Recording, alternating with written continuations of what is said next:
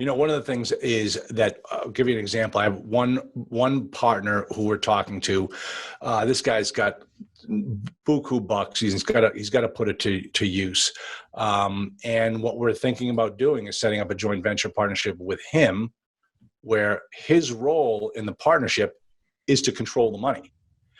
I'm putting up $500,000 of my own money, so I'm putting that into a bank account, and he's putting in $1 million, and he's in control of the money. Hey, John, you need to, write a check to this guy this week, and he's in control. So there's a guy. If he can feel any better, hey, you're partners with us, but you're the guy in charge of the money. Mm-hmm. It's not like you gave me $1 million of your own money and I lost it. It's sitting in a bank account that you have direct access to because you're my partner. So that's one of the ways that we're talking about structuring joint venture partners and making them feel at ease that we're doing it the right way. And the one of the deals that we're looking at doing, and this one happens to be an 11-unit subdivision. So this is just houses. And the beautiful thing about that is, we build one, we sell it, we build the next one, and we pay off bills. And, by the time we get to the sixth one, we own it free and clear, and everything after that is gravy. So, that's the way we're looking at doing that type of a structure. Gotcha. That makes sense. John, you want to add to that? Because obviously, at one point you started from little to no track record. So I know when people are first starting, because we always get the question, how do you raise money and can you just start calling people? And I always tell people, no, I mean, you can do whatever you want, but you don't want to get caught doing something you're not supposed to do. So what we did, or what I did early on, you want to start, friends, family, people, and you want to start today for your deal in 10 years, in 5 years, in 5 months. You don't want to start when you find a deal. And I'm sure all the deals that you've done, these are guys that you've worked with in the past and or have built a relationship with over 5, 10, 15 years, whatever it is. But I think the thing that any investor that's not doing it all with his own money and he's bringing on money, you have to educate every single person you talk to so they understand it how you understand it. And like you said, hey, you want to control the money, that's fine. It's just me and you.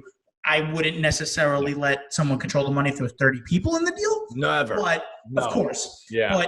But you got them. You need them to you have to educate all your investors as if they don't know anything about real estate, anything about what you're doing. So you first did your first development you're doing now. Now I'm sure you're talking to people and saying, "Oh, I've read the code and I know that to get 100 units, we're going to need a variance based on this density." You explain that to people. Yeah. And then now they start realizing, okay, I understand this better than I thought. Then once you have a deal, it's a lot easier to go to that guy and say, hey, you can control the money, but you know this process, right? This week we have to check off 15 things off our checklist.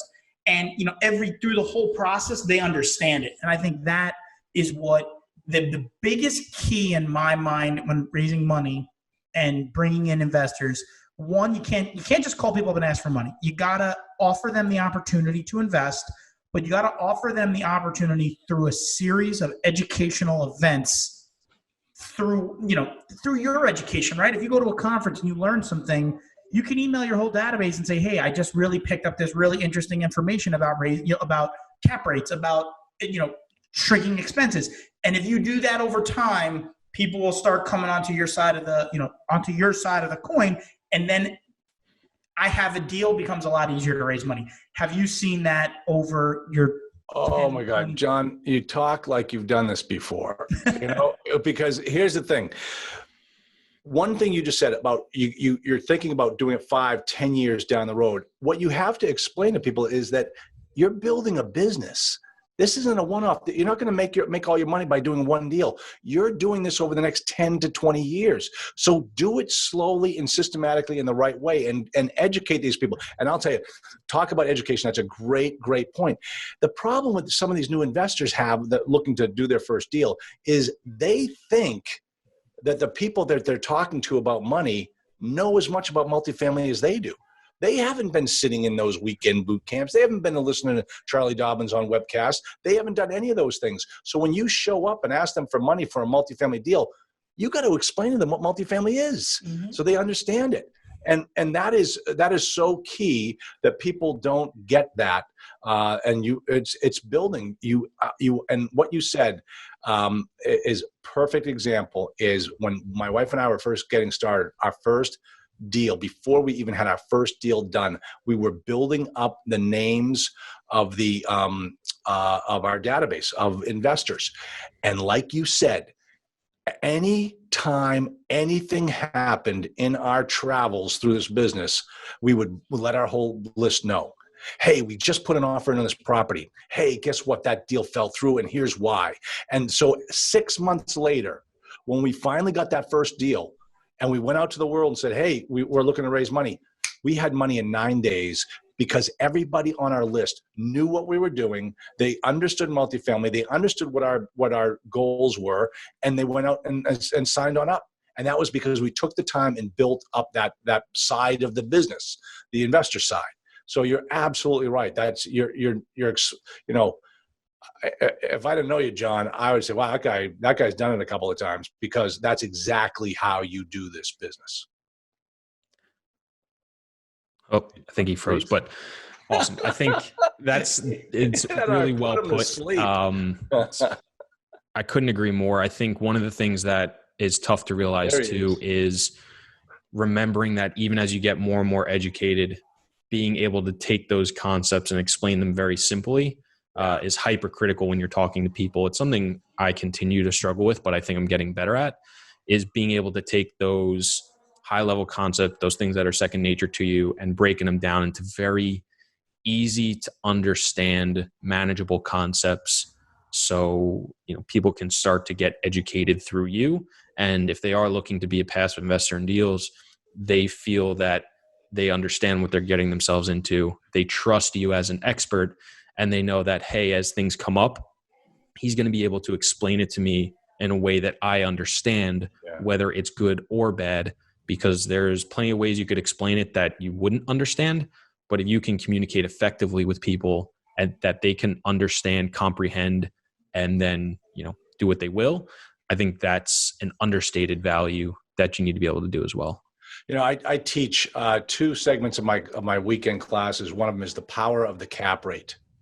And by the time you're done under my presentation of the power of the cap rate, you get it. Mm-hmm. And you're like, wow, I've got to get into multifamily because of that cap rate. And then the other thing that I teach is the 5 ways to make money in multifamily. And as a result, why multifamily is better than owning a Subway franchise. Mm-hmm. And, and I had a couple walk up to me who were clients of mine, and they said, hey, we really understood what you were talking about with the Subway franchise because we own a Subway franchise. And you're absolutely right. That we don't get paid like you do in multifamily. 100%. Yeah. I think that's a fantastic place to wrap it up. Excuse me. Charles, thank you so much for coming on. We appreciate it. I think this was fantastic. If somebody wants to learn more about you, get in touch with you, follow along, where can they do all of that? You go to my website, go to www.multifamilyinvestingacademy.com. And you get all my free stuff. You can find out about me, where I'm not speaking in the future, and